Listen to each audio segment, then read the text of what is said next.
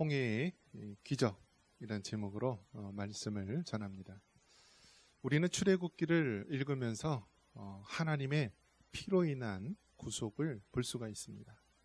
이것은 단순히 이스라엘 민족의 어떤 구약의 역사 이야기가 아니라 오늘날 예수님을 구주로 믿는 하나님의 성도들의 구원의 이야기이기도 합니다. 그래서 우리는 이 성경을 보면서 이스라엘 백성이 종되었던 애굽에서 나와서 하나님의 약속의 땅을 향하여서 광야를 향하여 가는 삶을 우리가 예수님을 믿고 구원을 받아서 이 광야 같은 세상을 살아가는 것을 우리에게 보여주고 있습니다. 그래서 우리는 여기서 나온 하나하나의 사건이 그 안에는 깊은 뜻이 있고 또 의미가 있다는 것을 알게 됩니다. 여기서 나온 이 모세는 이스라엘 민족을 하나님이 약속하신 가나안 땅으로 인도하는 인도자였습니다. 그래서 이 모세는 오늘날 우리가 교회 지도자인 목사님이나 또 우리가 사회적으로나 어떤 지도자들을 우리가 떠올릴 수가 있습니다. 여러분, 지도자들은요 힘듭니다. 어렵습니다. 그 모세, 여러분 얼마나 하나님의 능력을 나타냈던 인물입니까? 그 모세도요 이스라엘 백성을 인도하는데 너무너무 힘들어가지고 하나님 앞에서 자기가 죽기를 원하고요, 그리고 더 이상 아무것도 할 수 없다라고 모든 것을 포기하고 또 주저앉는 경우가 많이 있습니다. 그래서 결국 어떻게 됩니까? 모세가 이스라엘 백성을 그 가나안 땅 입구까지는 인도했지만은 결국 그 땅에는 들어가지 못하였습니다. 왜 못 들어갔죠? 이스라엘 백성이 마실 물이 없으니까 그 물을 달라고 했을 때 하나님은 뭐라고 얘기했습니까? 지팡이를 그 바위를 향하여서 가리키라라고 했는데요, 모세가 너무나 화가 나가지고요 어떻게 했죠? 지팡이를 이 땅에다 두들겼어요. 결국 하나님의 사람 모세, 그토록 많은 이적을 행했던 모세였지만은 결국 우리 인간의 연약함을 볼 수가 있는 것입니다. 그래서 그 모세의 모습과 이스라엘 백성들의 그 모습을 보면은 오늘날 우리의 모습하고 똑같아요. 이스라엘 백성은 어떻습니까? 한순간도 하나님 앞에 온전히 감사하며 찬양하는 삶을 살지는 못했습니다. 조금만 살아가다가 눈앞에 난관이 오고 어려움이 찾으면은요 하나님을 원망하고 자기들의 지도자를 원망하게 됩니다. 오늘 본문에도 보면은 이스라엘 백성 앞에 무엇이 놓이게 되어 있죠? 홍해가 놓여 있어요. 홍해가. 그러니까 앞에는 홍해 바다가 가로막혀 있고요, 뒤에는 애굽의 군사들이 수백의 이 마병을 끌고 죽이려고 오는 것입니다. 이러한 상황 가운데 이스라엘 백성은 하나님을 더 신뢰하거나 의리하지 않고 입술로 범죄하고 원망하고 두려움에 떠는 것입니다. 이것은 마치 오늘 우리 성도들의 모습하고 똑같습니다. 하나님이 우리를 구원해 주셨는데 그 하나님의 구원에 감사치 못하고요, 우리가 일상생활에 닥치는 여러 가지 고난과 환난을 인하여서 두려워할 때가 많고 원망할 때가 많이 있다는 것입니다. 그런 면에서 여러분, 이 본문을 통하여서 우리가 다시 한번 하나님 앞에 우리에게 주시는 그 메시지를 굳게 발견하고 두려움이 아닌 믿음의 길을 가시기를 바랍니다. 우리 하나님은 우리의 믿음의 수준을 너무나 잘 아시는 분입니다. 우리는 간혹 그런 걱정을 할 때가 있어요. 하나님이 아브라함과 같이 내 아들 장자를 번제 희생물로 바치라고 그러면 어떻게 하지? 여러분 어떻게 해야 되죠? 여러분 염려할 거 하나도 없어요. 하나님은 여러분의 믿음의 수준을 누구보다 잘 아세요. 그래서 그 사람에게 맞는 시험을 허락하시지 전혀 얼토당토 않는 시험을 하는 분이 아닙니다. 오늘 이스라엘 백성들 보면은요, 그들의 믿음의 수준이 하나님 보시기에 훤히 다 보입니다. 이스라엘 백성이 애굽에서 나와서 이 약속의 땅 가나안 땅을 갈 때 가장 빠른 길이 무슨 길이었냐면 블레셋 그 나라의 길이었어요. 블레셋의 해변길이었는데 하나님께서는 그 길로 인도하지 않으셨습니다. 대신 돌아가는 길인 이 홍해의 이 길로 인도하게 됩니다. 우리 본문 한번 읽어볼까요?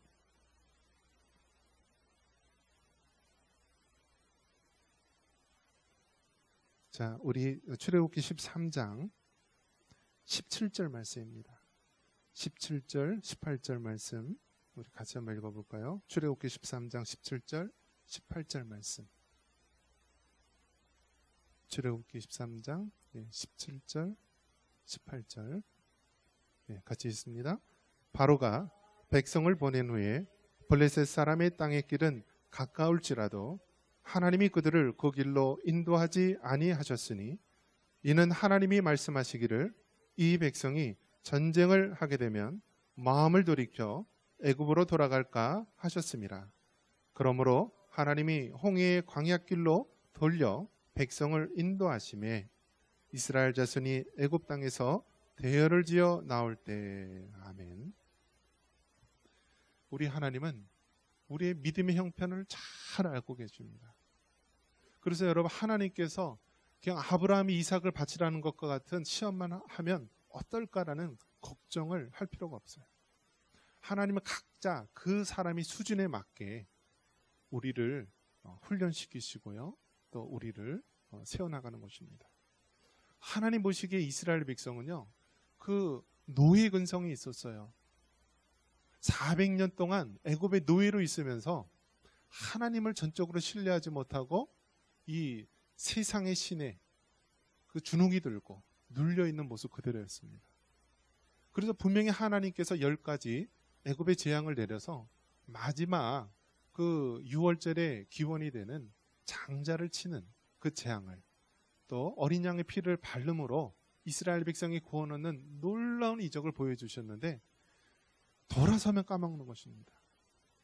그래서 이스라엘 백성 앞에 이 하나님의 가는 길을 가는데요. 하나님은 블레셋 그 지역의 길로 인도하시지 않고 더 먼 홍해 길로 인도하신 것입니다. 왜 그렇습니까? 여기 본문에 나왔듯이 이 백성이 전쟁을 하게 되면 마음을 돌이켜 애굽으로 돌아갈까 합니다. 그래서 하나님께서는 블레셋 길로 가지 않고 좀 돌아가는 홍해 길로 인도를 하신 것입니다. 이처럼 여러분 우리 하나님은 자상하시고요. 우리의 모습 있는 그대로 우리를 사용하시는 분이심을 믿으시기 바랍니다. 자, 이렇게 가는데요. 그들 상황 앞에는 홍해 바다가 가로막혀 있습니다. 그리고 뒤에는 애굽의 군대가 바로 왕이 내가 왜 이스라엘 백성을 내가 풀어줬지? 그들을 왜 돌려보냈지? 하면서 후회하는 마음이 생기게 됩니다. 그래서 애굽의 군대를 이끌고요. 이스라엘 백성을 이제 잡아서 죽이려고 이제 막 군대를 일으키면서 말병거를 이끌고 오는 것입니다. 여러분 생각해 보십시오. 앞에는 홍해바다, 뒤에는 애굽의 군대가 오는 것입니다.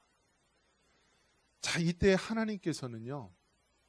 그 이스라엘 백성을 위해서 어떻게 하시냐면 앞서가던 그 하나님의 사자 또 구름 기둥을요. 이 뒤로 보내는 것입니다. 뒤로. 즉 이스라엘 백성이 머무는 진과 또 쫓아오는 애굽의 군대 사이에 바로 구름 기둥으로 가로막는 거예요. 그래서 애굽의 군대가 있는 데는 흑암이 잔뜩 있어서 그들이 움직일 수 없도록 그렇게 만든 것이고요. 이스라엘 백성이 있는 곳은 하나님의 광명이 비추면서 지켜주신 것입니다. 하나님께서는 우리 앞에 홍해바다가 녹이게 하실 때 우리를 죽이려고 하는 것이 아니라 이를 통하여서 하나님의 일을 나타내 보이시기를 원하는 것입니다. 우리 인생을 살아갈 때 얼마나 많은 홍해바다가 가로막힐 때가 많이 있습니까? 그러면요, 우리는 그 눈앞에 보여지는 그 사건만 바라보는 것이 아니라 이 모든 사건들과 우주의 역사를 주장하시는 그 하나님을 바라볼 수 있어야 되는 것입니다. 하나님께서 홍해 바다를 앞에 놓인 것은 이스라엘 백성을 통하여서 하나님의 놀라운 일을 보이시기 위함인데요. 먼저 어떠한 놀라운 일이 생깁니까? 바다 한가운데를 마른 땅처럼 걷게 하신 것입니다. 자, 성경에 이렇게 보면은 하나님께서 이 바다를 마른 땅같이 바뀌게 하시는데요. 우리 성경 같이 한번 찾아보겠습니다.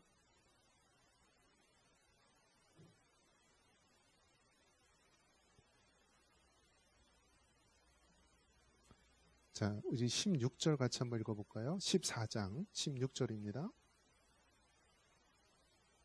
자, 14장 16절 말씀 같이 읽겠습니다.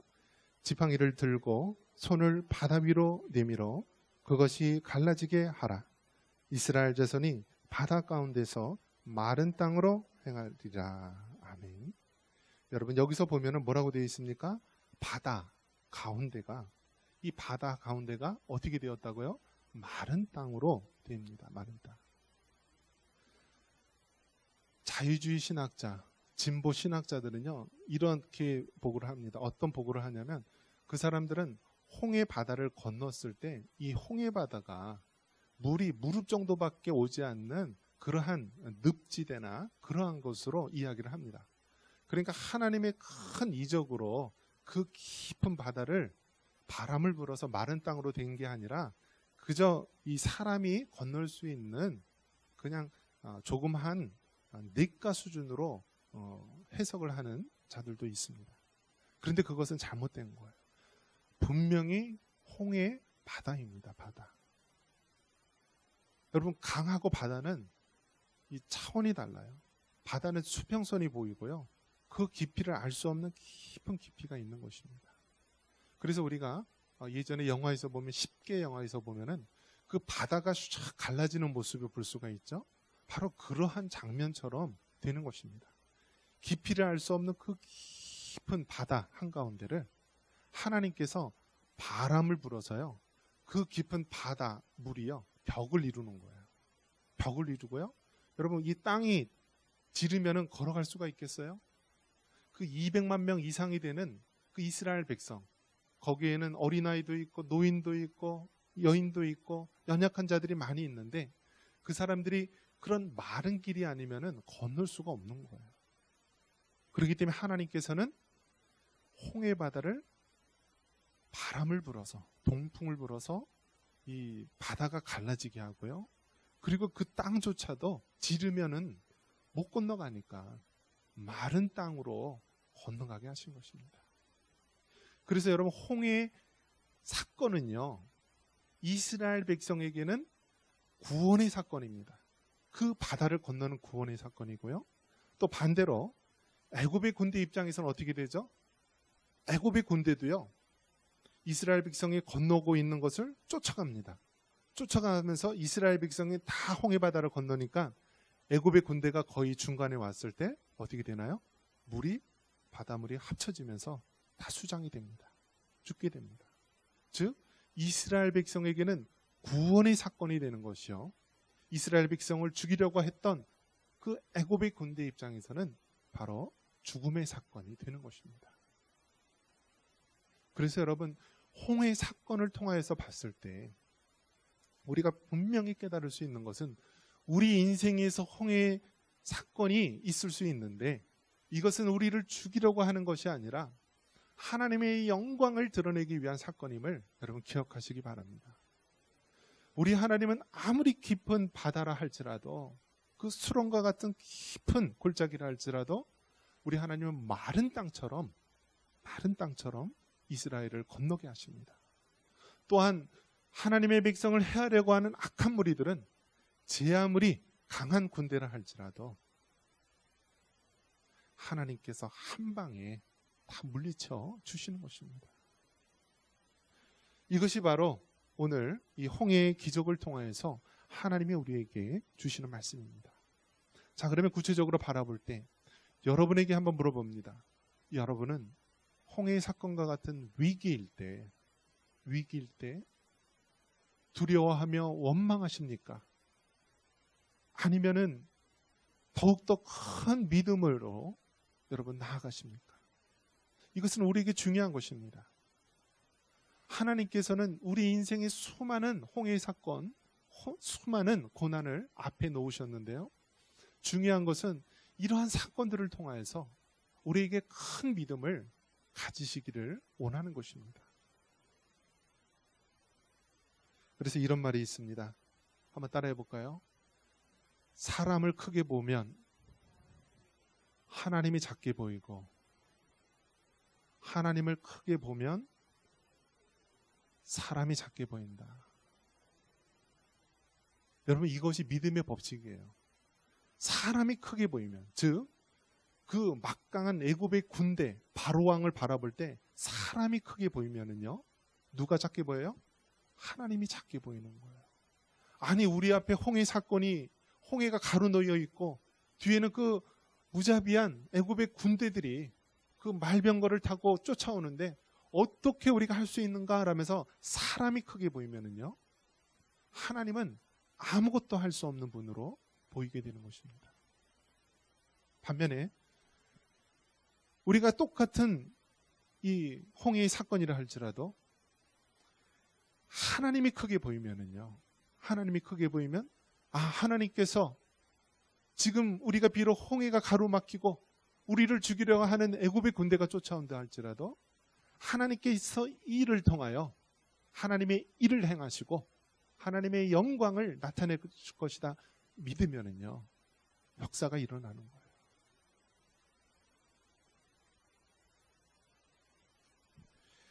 사람의 환경을 의지하는 것, 우리 주변에 놓여있는 이 눈에 보이는 사건을 의지하지 마시고 역사와 우주와 만물을 주관하시는 그 하나님을 바라보시기를 바랍니다. 오늘 더 구체적으로 사건들을 보면은요,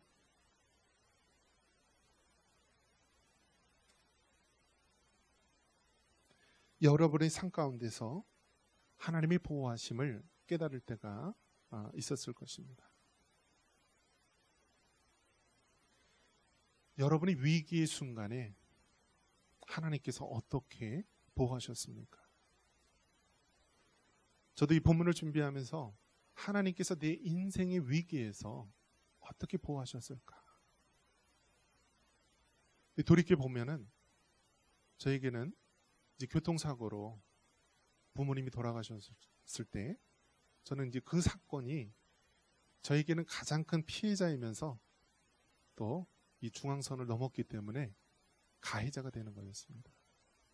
그래서 그 당시에 여러 가지 행정적, 민사적 모든 것에 다 걸려 있기 때문에 인간의 힘으로 해결할 수 없는 그러한 큰 위기의 순간이었습니다. 부모님 두 분 다 돌아가셨고요. 저는 대학교 다니다가 수감되어 있고 또 평생에 마련했던 부모님이 살던 집도 다 잡혀, 이제 경매라든지 어떤 그런 쪽으로 다 잡혀 있고 오도 가도 할 수 없는 그런 상황, 그런 상황 가운데서 하나님께서 수감 생활을 한 7개월가량 하게 해주셨는데요. 돌이켜보면은 그 시간이 저에게는 하나님의 이 보호의 손길이었음을 알게 되었습니다. 시편 27편 5절 말씀인데요.